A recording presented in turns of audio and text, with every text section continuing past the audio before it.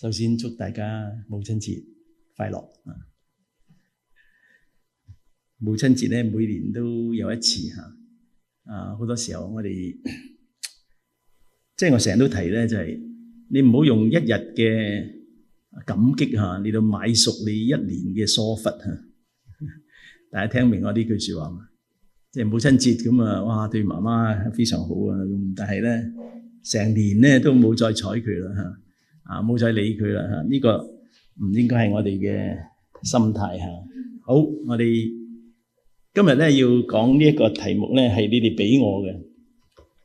呢一段經文係你哋俾我嘅，所以我冇辦法啦，就要喺其中咧揾一啲同母親有啲關係嘅嚇。人生嘅選項啊，其實我哋每一個人咧，每日都有好多嘅選擇嘅嚇，你一起身咧，其實就要選擇噶啦嚇，要選擇喺如果你單身嘅咧，就選擇喺左邊落床啦，要喺右邊落床。醒咗之後咧，要唔要再喺嗰度即係碌多5分鐘咧？要話即刻起身呢個都係個選擇嚟嘅嚇。早餐食乜嘢咧嚇？然後翻工如果係塞車嘅話要就喺嗰度死咕咕嗰度等咧，要話係兜路咧嚇。呢啲冚唪唥都係人生嘅一啲嘅選擇啊。不過呢啲選擇咧係無傷大雅嘅，係咪啊？人生有呢啲大嘅選擇咧？有冇啊？大嘅嚇，譬如你讀大學嘅時候要選邊一系啦呢個都好大嘅一個選擇嚟嘅。做咩工咧嚇？譬如有兩份工俾你嚟到去等你嘅回應，咁你要選邊一份咧？要唔要移民咧？或者要唔要回流咧？翻去自己嘅故鄉咧？同埋同邊一個共度一生人生嘅配偶呢啲其實都係咪好重大嘅一個選擇？好重大。其實我哋一生咧係用無數嘅選擇嚟到鋪成嘅一條路，而有啲嘅選擇影響你一日，有啲嘅選擇咧影響你一年，然後有啲選擇影響你一生。耶穌咧喺佢嘅偉大嘅登山寶訓咧，我諗你哋已經有好幾個禮拜咧係一齊聽呢一個嘅登山寶訓嚇，從第5章一路到第7章。而家咧係嚟到我哋第7章嘅即係結束嗰個段落，就係第13到29節。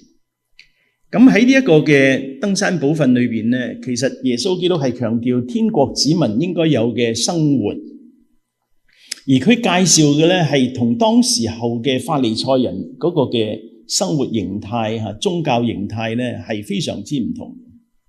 所以喺結束嘅時候咧，耶穌冇俾咩溫馨提示然後又俾大家一啲嘅鼓勵勸勉冇，佢直情咧就同你單刀直入，提出一啲好尖銳嘅一啲嘅警告，同埋一啲黑同白嘅選擇。呢個其實喺普通嘅講解或者啲老師嚟到睇咧，呢啲係非常之嚴厲嘅一啲嘅提醒同埋警告。人生係要做出一啲嘅重要嘅選擇，而唔單單做咗選擇，仲要付之於行動。喺度我哋睇人生至關重要嘅3個嘅選項。第一個就係2道門同埋2條路，呢個係關係到咩呢？關係到我哋人生嘅目標同埋方向。呢個重唔重要呢？呢個重要，呢個重要。然後2種指引就2種嘅輔導嚮導員，即係話你要揾邊個人帶你行呢一條人生嘅路呢？呢個亦都係非常之重要。第3個就係你嘅生命嘅根源，你紮根喺乜嘢嘅上邊？而呢3個其實都係有黑與白非常嘅尖銳嘅選擇包含喺其中。而佢其中佢主要講嘅咧，其實就係講到我哋最終嗰個嘅歸屬喺邊度。我哋又睇下呢3個嘅選項。你們要進窄門，因為引到滅亡那門是寬的，路是大的，進去的人也多；引到永生那門是窄的，路是小的，找着的人也少。嗱，呢度有兩道門，然後有兩條路，係咪啊？第一道門咧係窄門，第二道門咧係寬闊嘅門。第一條路係大路，第二條路咧係小路。普通嘅人咧都係想揾大啲啦，寬闊啲啦，走起嚟就鬆動啲啦，唔會咁逼仄啦。嗱，主耶穌喺呢度講咧，大路係咩咧？佢人咧係好多嘅，即係好熱鬧嘅，好多人行上去，所以你唔會孤單嘅。而你發現咧，有好多嘅世上嘅人都喺嗰度嘅，所以係最受歡迎嘅一條路，即係最多人去嘅。嗱，我哋經常都話最多人去嘅，咁我哋就去啦嚇。譬如你去餐館都係揾嗰啲最多人去嗰啲啊，你唔好揾嗰啲即係拍烏蠅嗰啲嚇，你即係驚你唔知食咗啲咩落肚嚇。咁你要去嗰啲鋪頭啊，去超市啊，都要去人多嘅。咁特點係咩咧？就唔需要費力嘅，好容易跟住大隊咁就行噶啦，隨波逐流嚇，或者話跟隨潮流，然後咧係熱鬧非凡嘅嚇。佢又接納好多唔同嘅宗教觀啊、人生觀啊、價值觀啊，咩人都歡迎嘅嚇，又唔會排斥你嘅嚇。最意外嘅咧就係喺呢條路上邊咧，亦都有好多宗教人士喎嚇，有好多熱心宗教嘅人士添喎。好似邊啲人啊？耶穌時代嘅法利賽人啊，所以呢一條路咧，佢嘅特點咧係好容易走嘅，但係最終佢個結局咧就係引向滅亡。所以呢一個嘅終點其實係斷定你選擇嗰個嘅方向，啱唔啱啊？終點係好緊要。嗱，呢條窄門咧，人數好稀少嘅，即係好少人行嘅。即係如果你睇我哋喺美國啦，雖然係基督教立國嘅國家咧，但係其實信主嘅人咧係屬少數，而唔單單屬少數咧，同埋我哋嘅聲音咧都係好次等嘅，次等公民。所以寬闊嘅門係拉幫結黨咁樣可以入去，但係永生嘅門咧就係你自己行。特點係咩咧？要穩㗎，大家有冇注意到啊？找着的人也少喎，即係話咧，闊嘅門咧，你唔使揾㗎，你就跟住大隊咁就行啦。好似我哋以前喺香港行花市咁，你都唔需要自己喐㗎，俾人哋推住你行。我唔知最近香港嗰啲過年嘅花市係點樣嚇？我好耐冇返香港過年啦。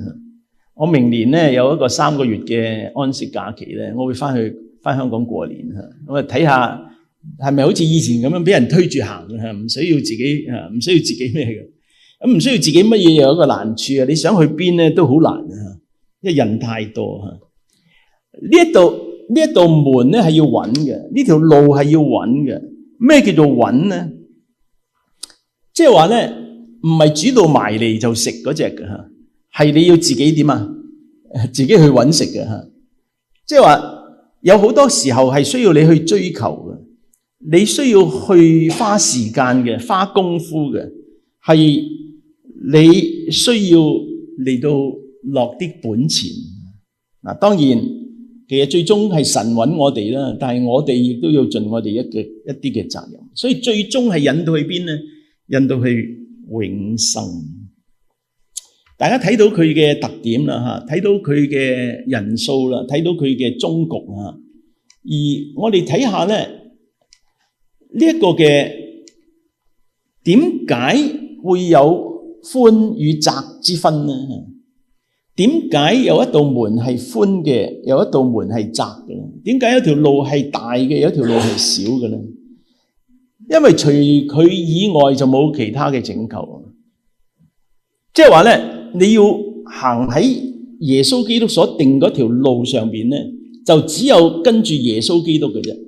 你行其他嘅路咧，你可以跟孔子啊，跟釋迦牟尼啊，跟穆罕默德啊，你可以跟其他嘅一啲嘅宗教或者一啲嘅偉人，但係你要行喺耶穌基督嘅路上咧，就只有耶穌。因為耶穌話：我就是道路、真理、生命。如果唔係藉着我，就冇人能夠到父那裡去。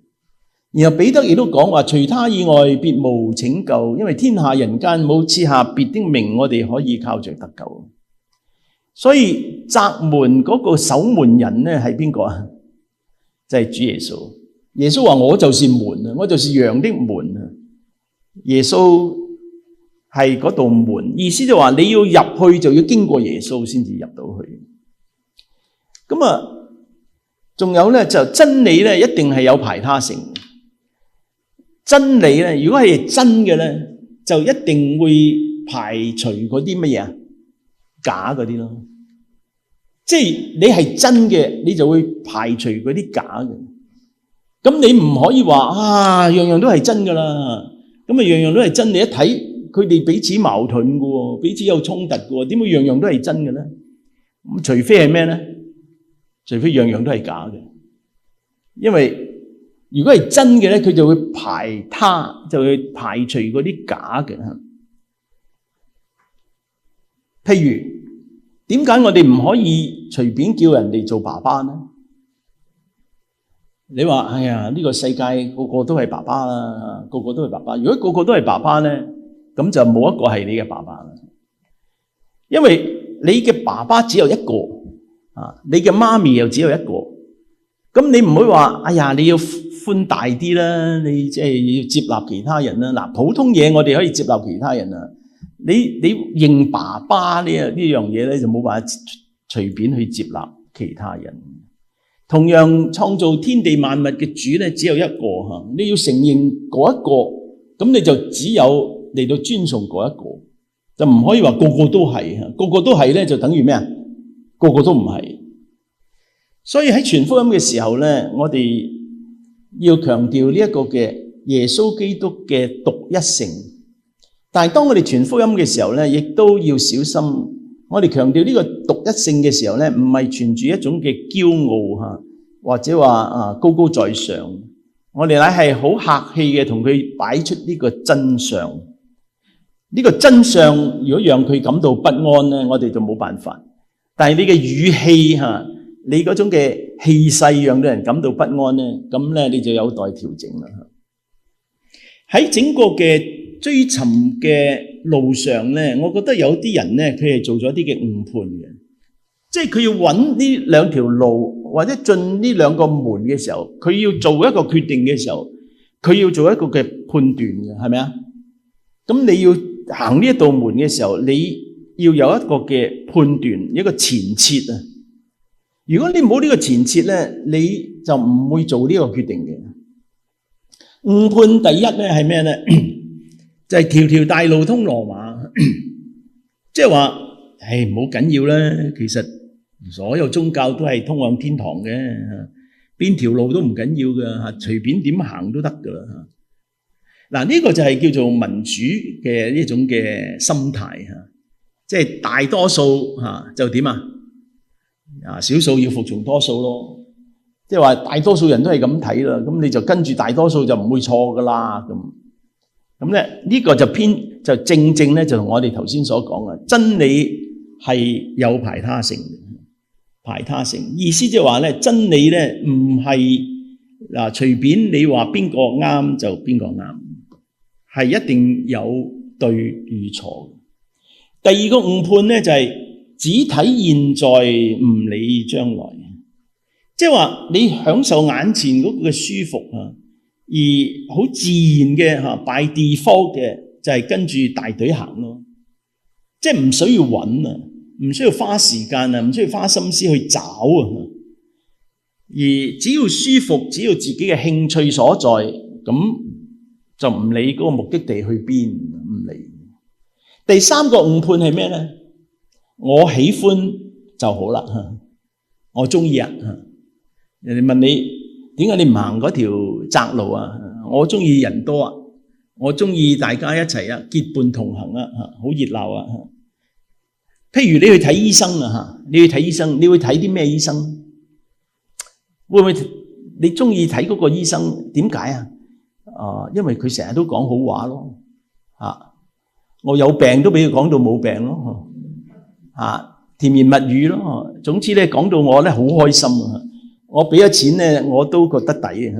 因為入咗去咧半個鐘頭咧，哇，講到我真係好開心啊！講到我健康得不得了啊！你中意咁嘅醫生？要話咩啊？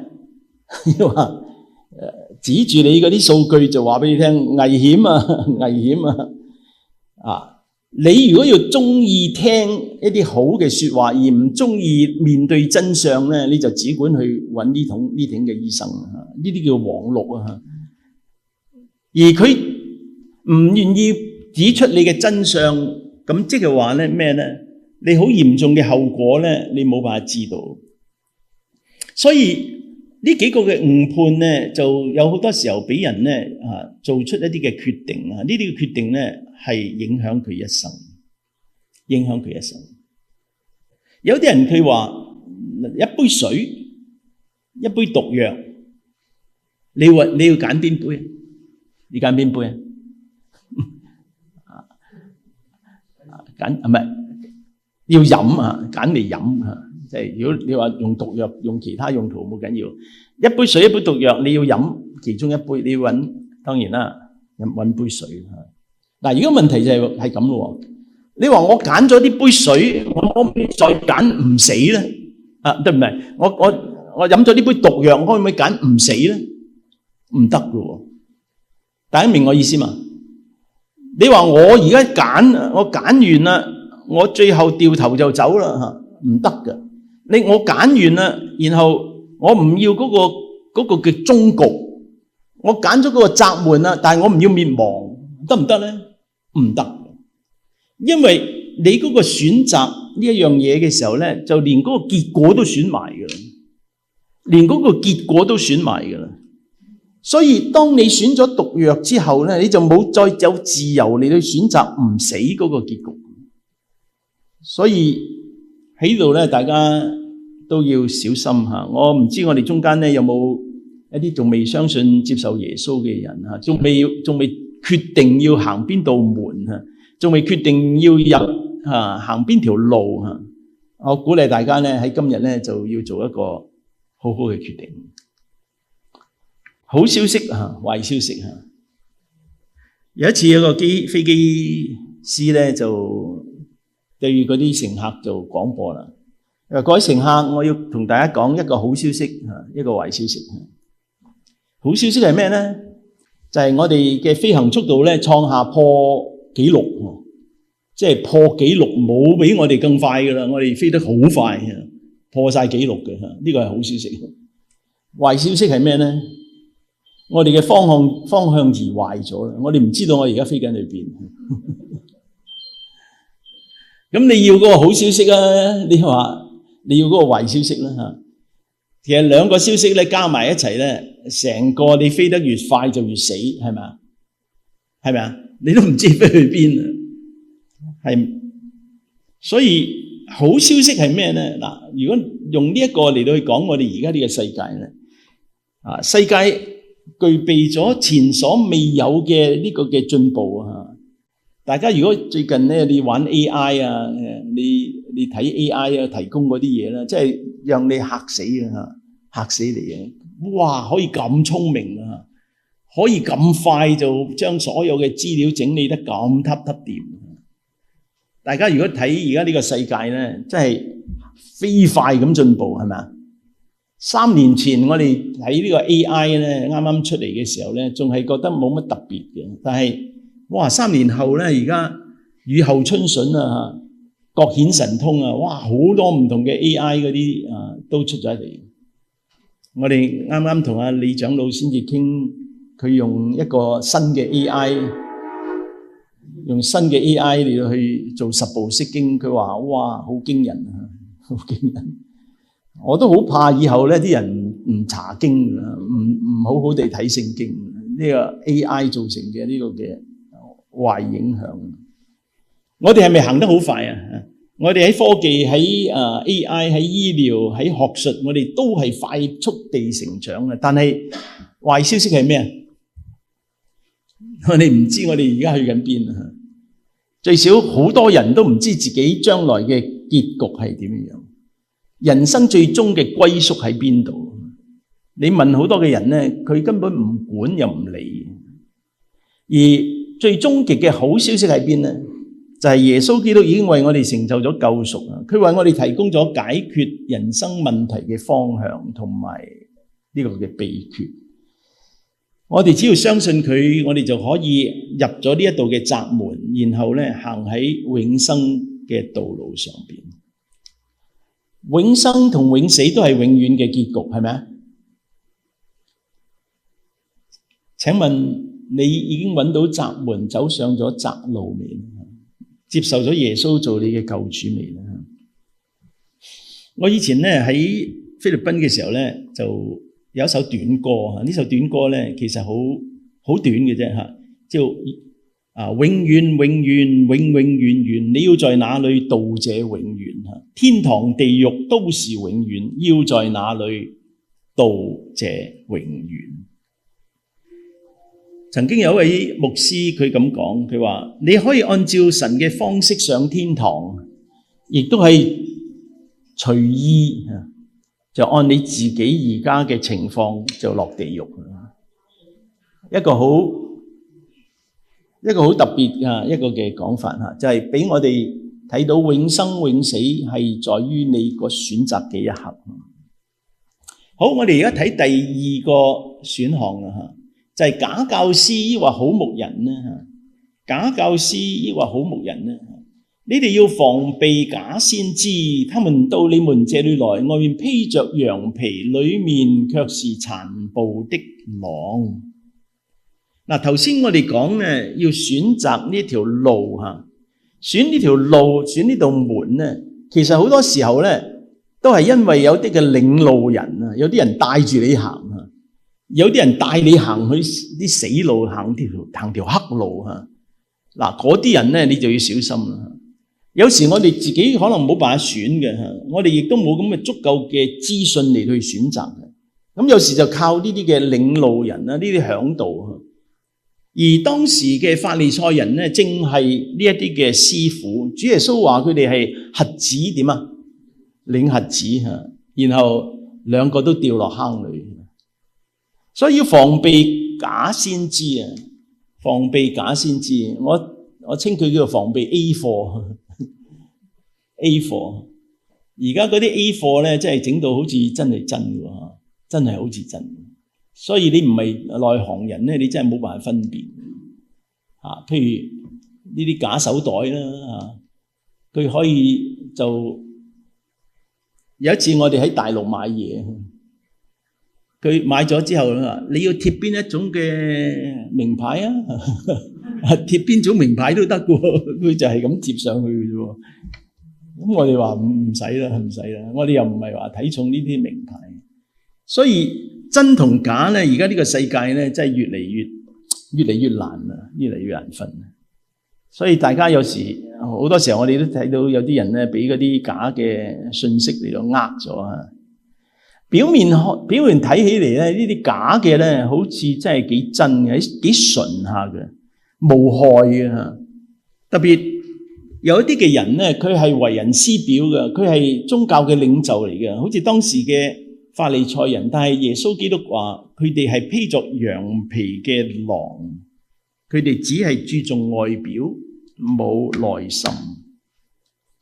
佢哋嘅危險喺邊度咧？佢哋嘅危險咧就係佢哋模仿，佢哋有外表個樣好似嘅，但係佢就只有外表嘅啫，冇內心，冇內涵。而佢哋實質咧就係一種嘅叫做敵黨。大家知道咧，我哋話將來會有敵基督啦，係咪啊？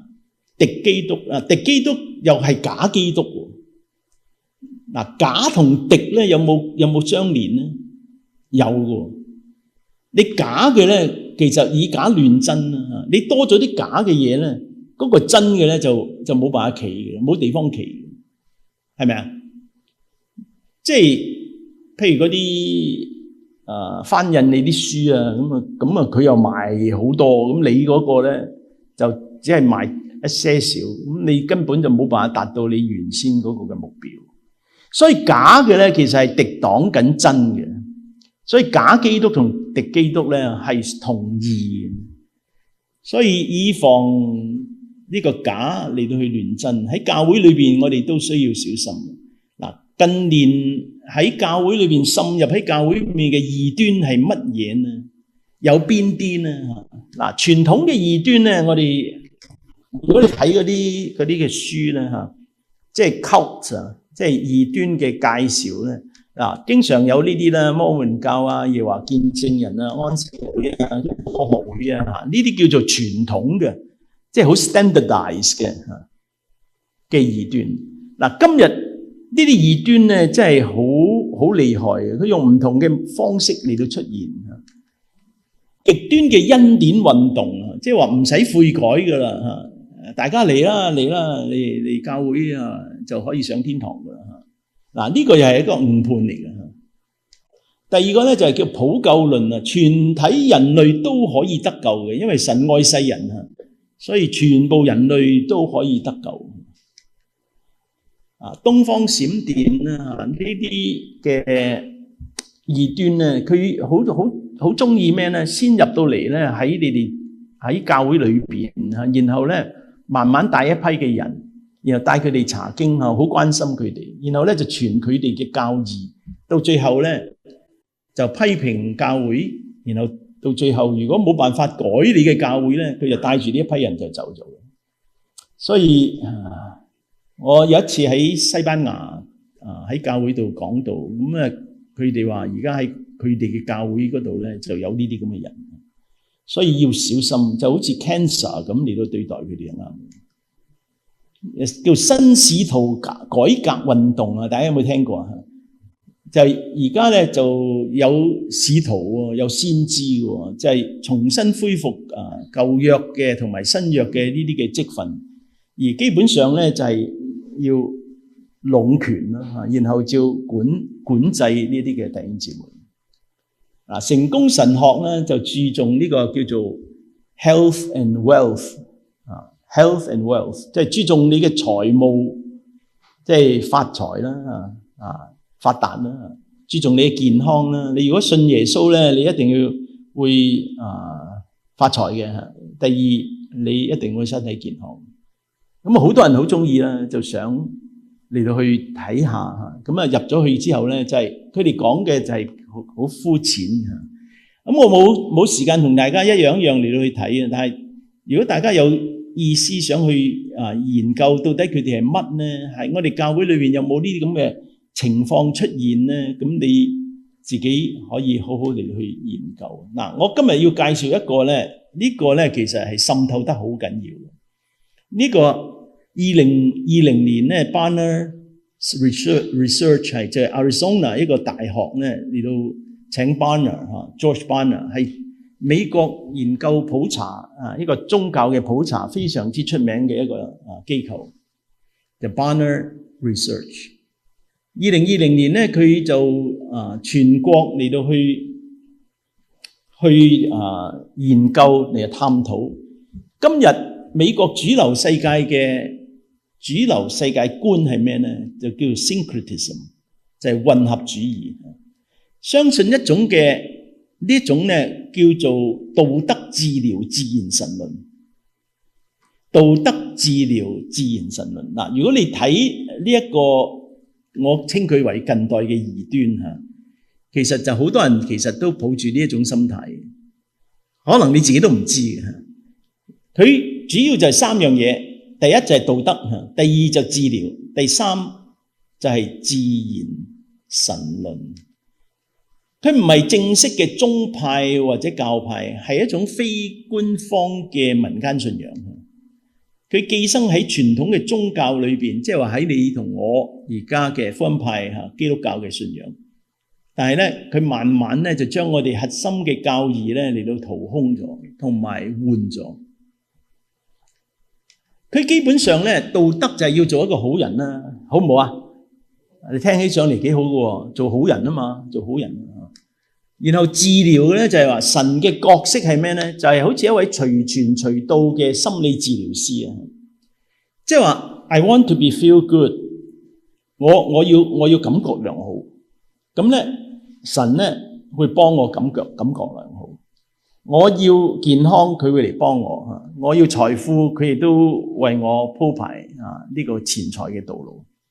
咁呢種神好唔好啊？好唔好啊？好似阿拉丁神燈嗰個燈神咁啊！你擦幾下咁佢出嚟就話：主人有乜嘢吩咐咧？你要乜佢都可以俾你啊！哇！你又幾好咧？好。第三咧就係自然神論啊，唔係一位獨一嘅有位格嘅神，係神創造咗世界咧，咁佢就好似去咗旅行啦嚇。然後佢咧就唔喺度啦嚇，咁然後咧讓嗰個成個世界嘅秩序慢慢自己 run 啊。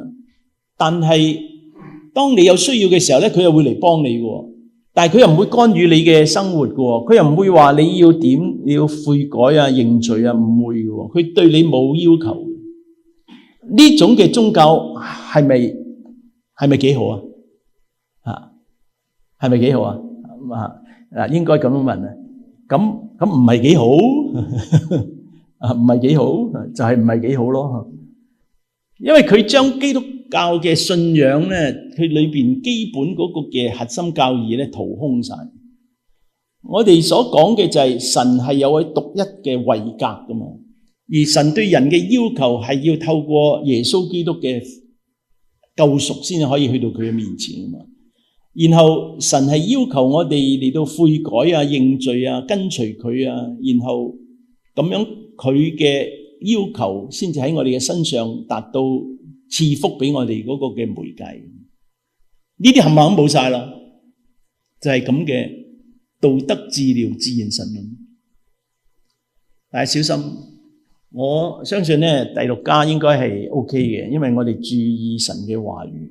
當我哋注意神嘅話語咧，我覺得好多問題就迎刃而解。而你睇呢啲嘅假教師咧，最好睇佢咩咧？睇佢嘅結果，啲果子啊，睇佢嘅果子啊，憑佢哋嘅果子就可以認出佢哋嚟嚇。荊棘豈能摘葡萄呢？蒺藜豈能摘無花果呢？即係話佢本質係壞嘅，本質係唔同類嘅，你就唔可以期望佢有第二種嘅類別嘅嘢出嚟嘅。如果我哋要睇真假師傅嗰個分別係咩咧？就揭開佢哋內心嗰個嘅問題啊，去表層嘢睇佢哋內心嘅問題。就好似雅各佢講，好多呢啲假師傅咧，佢哋都係自私嘅，佢哋都係屬情慾嘅，佢哋所注重嘅係屬地嘅，然後係屬鬼魔嘅。呢一種嘅人咧喺教會裏邊咧會製造紛爭嘅，佢唔係製造和睦嘅。嗱，呢一種嘅老師咧，呢種喺我哋中間嘅老師咧，我哋就要小心，就唔好跟住。點講咧？即係話有一啲嘅人咧帶住一班嘅人咧，如果係經常同教會嚟到對着幹啊，然後唔係提倡和睦嘅咧，我覺得呢一種嘅領導咧係有待商榷嘅。佢哋嘅果子咧喺聖經裏邊咧，經常嘅提係佢哋會驕傲嘅。嗱，從佢哋嘅果子就係認出佢哋嚟啊嘛。你睇佢哋如果係驕傲嘅係貪婪嘅，係貪財嘅。第三咧，佢哋嘅生活係被肉體嚟到去支配嘅。即係話咧，佢哋順住自己嘅情慾，佢想乜就做乜啊。然後佢哋會引誘一啲嘅靈性軟弱嘅人挨家閒遊，然後説長道短啊，然後籠絡嗰啲嘅無知嘅人。然後佢哋自己認為自己認識神，冇品格嚟到去支持。所以喺耶穌基督嘅時代咧，其實耶穌佢嗰個箭頭咧係指向過當時嗰啲嘅法利賽人，嗰啲嘅法利賽人，其實佢哋就係好似粉飾嘅墳墓，裏邊係充滿乜嘢啊？死人嘅骨頭嚇。即係話佢外邊咧就好靚嘅，但係裏邊其實就係嗰啲人嘅枯骨。咁樣你就睇到嗰個嘅人嘅本質。所以我哋要培育一啲健康生命嘅特質，就係好嘅果子，就係好嘅果子。真嘅智慧係咩咧？係先是清潔、和平、溫良、柔順，滿有憐憫，沒有多結善果，沒有偏見，沒有假冒，而且係使人和平同埋用和平栽種嘅義果。嗱，呢啲嘅真教師咧，佢哋係以大局着想，以和平為貴。你可以睇到呢度有出現3個和平。如果呢棵樹係叫和平樹咧，佢結嘅果子係和平，佢灑嘅嗰個原料係和平。總言之，無論點都好啦，成棵樹就係和平。耶穌佢講完呢一個登山寶訓嘅時候，佢做一個結論嚇。我先將後邊嗰個結論攞咗上嚟前面講。耶穌講完呢啲嘅說話，眾人都稀奇佢嘅教訓，因為佢嘅教訓好似有權柄嘅人，不像他們的文士。耶穌同法利賽人嗰種嘅差別，唔單單係佢講道上嗰個嘅形態嘅差別，都係其實係品格上嘅嗰個嘅差別。所以耶穌喺一開始嘅時候，佢喺登山寶訓都講啊，你哋嘅義若不勝於文士同埋法利賽人嘅義，就斷不能進天國。即係你跟住呢班法利賽人咧，你入唔到天國嘅，入唔到天國嘅。所以佢哋就係假師傅咯，即係揾唔到嗰條路，亦都揾唔到嗰道門。你所以跟住佢咧就瞎子領瞎子嘅啫。法利賽人嘅問題，佢哋就係律法主義啊，佢哋管制好嚴謹啊，佢哋嘅操練非常嚴謹，佢管下邊嘅人管得好嚴，但係佢哋缺乏生命，而咧佢哋只講唔做，即係得個講字，大隻講。耶穌就係好牧人，好牧人佢就啱啱同前面嗰啲嘅相反，好牧人為羊捨命啊，而甘心嚟到去陪伴。喺人生嘅路上，好容易揾到一啲話俾你聽點樣做、點樣行嘅響導員。呢啲咧其實隨街都揾到嚇，隨街都有得執啊！即係佢得把口嘅啫，係咁叫你做嘢嘅，話俾你聽啊咩嘢好啊咩嘢好啊！但係佢自己咧冇一個嘅實質嘅內涵嚟到去配合。佢話真正能用生命陪伴你、引導你去實踐嘅導師咧，先至係真正嘅屬靈導人。大家同意嗎？所以喺教會裏邊咧，我哋有時唔好話得個講字嚇，我哋要陪住人哋一齊用我哋嘅行動嚟到去證明。咁啊，最後咧就憑你嘅果子可以認出你，而都憑你嘅果子可以體會到健康嘅生命係點樣樣。嗱，如果大家睇落去咧，你又睇到呢一句説話係有關係就冇關係嚇，即係呢個用國語講咧就比較更加貼嘅，有關係就冇關係。嗱，呢句説話其實有啲貶義嘅喎，係咪啊？即係話咧，有啲人咧係專門靠拉關係啊，嗰啲叫做咩啊？裙帶關係嚇，咁然後咧就上位。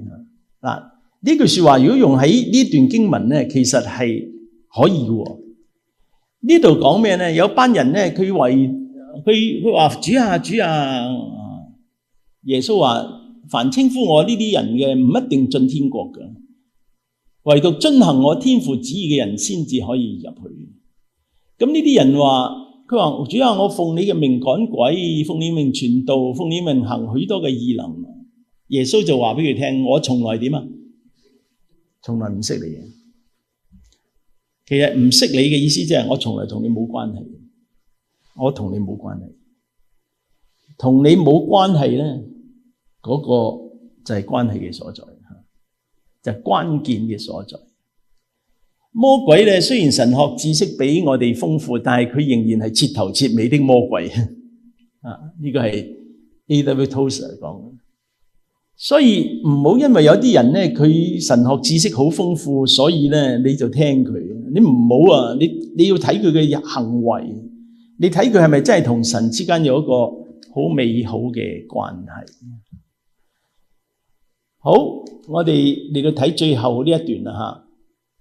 最後呢一段咧，頭先咧講話，凡遵行我嘅旨意嘅人先至可以進去。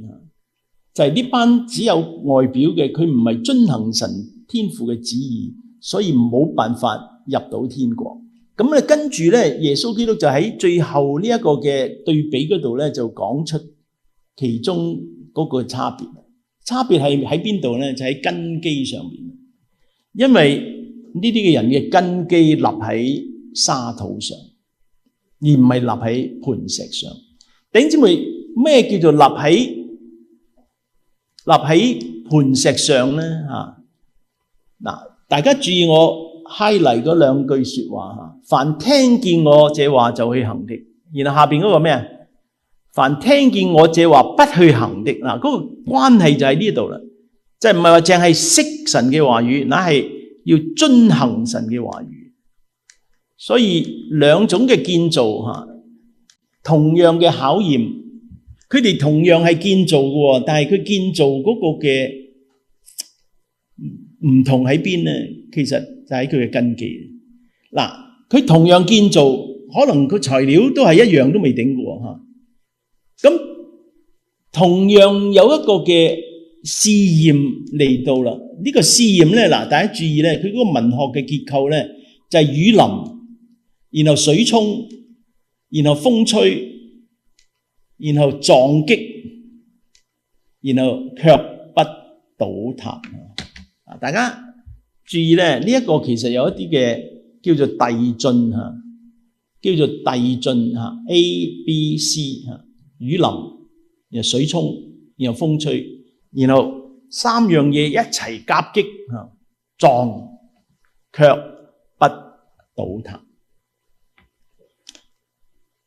豆腐渣工程嚴重啲咧，抑或豆腐渣根基嚴重啲咧？邊樣嚴重啲啊？兩樣都嚴重係嘛？唔係啊，豆腐渣咧工程咧，如果佢嘅根基好咧，佢最多就毀咗一啲佢上邊嘅嘢嘅啫。但係如果你舊豆腐渣根基咧，嗰個根基壞咗咧，一冧咧就全部冇晒。兩樣都係衰噶啦吓，兩樣都係衰。不過如果相比之下咧，嗰個豆腐渣根基仲更加衰。所以而家睇佢後邊嗰個結局咧，其實第一個前面就係唔倒塌，第二個就係倒。大家如果注意咧，其實佢嗰個希臘文嘅用詞咧，都係用 fell 都係跌吓。都係跌。嗱，前面嗰個咧雨淋就係雨跌落嚟降落嚟，後邊嗰個就係成座嘢冧咗。咁啊有佢嗰個嘅文學嗰個嘅包圍嗰個嘅作用，即係話啲雨開始淋啦，一路淋，最後咧嗰座樓都冧啦吓，即係兩個。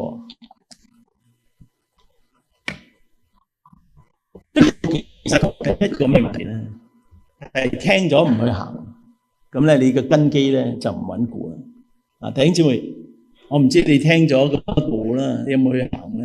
有冇試圖去行咧？喺英國咧200年前咧，大家都知啦，司布真啊吓 Joseph Parker 喺英國倫敦咧都係好出名嘅一啲嘅傳道人。佢嗰陣時咧200年前咧有一種嘅風氣咧，就係有啲嘅權貴啊，有啲比較有錢嘅人咧，佢哋就經常咧禮拜日咧就去唔同嘅教會，咁就聽唔同嘅嗰啲嘅講員。咁然後禮拜一咧，佢哋有一啲嘅聚會咧，就係去討論琴日嗰啲嘅講道啊，邊個講得好啊？邊個嘅文學修養好啊？邊個嘅講道能夠幫到人啊，感動人啊？咁咧，佢哋嗰個時候咧就有一個嘅稱呼，叫做呢啲叫做講道品嘗家，即係叫做 sermon tasters， 即係好似嗰啲食客咁啊，去每間嘅餐館咁啊食下試下，咁然後咧就喺度批評啊，喺度發表意見啊，做評委啊，做評委啊，教會裏邊都好多評委嘅喎，要做嘢嘅人就少啊，要做評委咧就好多啊。咁啊呢啲就係咁嘅人啦嚇。咁啊司布真咧對呢啲人咧就搖搖頭嘅，即係成日嚟都唔係為咗要生命改變，乃係為咗咩啊？為咗自己嘅一啲嘅驕傲嚇，可以高高在上嚟去批評呢啲有名嘅牧者嗰啲嘅講道。唔好做講道嘅品嚐家，唔好。你要就係將呢一餐咧食落去啊，成為你嘅生命嘅消化。有乜嘢係你曾經喺神嘅面前聽過而你未行嘅呢？咁你而家好好地化解你去。好多時候咧就放咗喺我哋嘅腦海裏邊啊，咁啊遲遲都冇去實行。有一次咧，有個人咧，佢諗佢自己嗰啲舊嘅嘢嘅時候咧，就揾到一張嘅單。呢張單咧就係佢10年前咧攞咗一對鞋去補啊，唔記得攞翻嚟。咁啊佢覺得好奇啦，即係佢覺得有啲好奇，佢又想去揾嗰個鞋鋪。咁啊揾下，鞋鋪仲喺度喎。今日佢就想入去問下佢嗰對鞋仲喺唔喺度啊？咁佢就問嗰個店員：我10年前將對鞋補啊，咁啊，我想知道下我對鞋補咗之後而家點樣啊？咁啊佢話：你等一陣啦。咁佢入咗去，然後就出嚟話：下個禮拜嚟攞啦。佢話吓？鞋喺咪度啊？喺度啦。咁點解要下個禮拜嚟攞啊？未補好啊！10年都未補好啊！係咪有啲過分啊？